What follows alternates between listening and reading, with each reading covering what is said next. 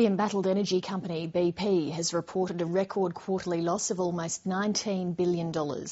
It's also set aside more than $35 billion for the clean-up of the oil leak in the Gulf of Mexico.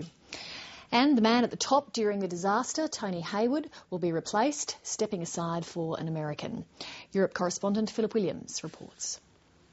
BP is hoping that by offering Tony Hayward as its sacrifice on the altar of public and political opinion, the gaffe-prone CEO will take with him the bad odour that followed his comments like this. There's no one who wants this thing over more than I do. I'd like my life back. These photos of Tony Hayward on a yacht at the height of the crisis exacerbated an image of fiddling while the oil gushed. Well, getting rid of Tony Hayward is of huge significance, really, because it's a symbolic act. It's sacrificing a Brit for an American. The perception in the States at the moment is it's only an American who's going to be able to save the day there. This was a mutual decision by the board and Tony Hayward. Tony Hayward has done a great job during almost 30 years, and of course also through his 3 years as a CEO. And he's led an unprecedented response in the Gulf of Mexico. But he is realistic and honourable, and we all came to the conclusion that in order to rebuild the reputation, in order to rebuild our leadership position, we needed fresh leadership, and that's what we're announcing today. His replacement, Bob Dudley, is currently in charge of the Gulf cleanup and has had a colourful history in charge of BP's Russian operations, which led to run-ins with the security services there. But it's the security of the entire company that's at stake.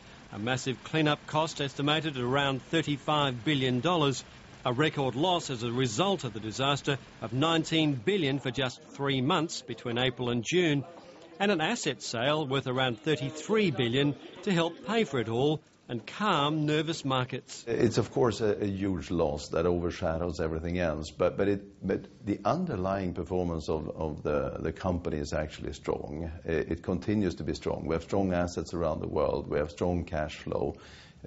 We are also today announcing an intention to divest assets to proceeds of 25 to 30 billion.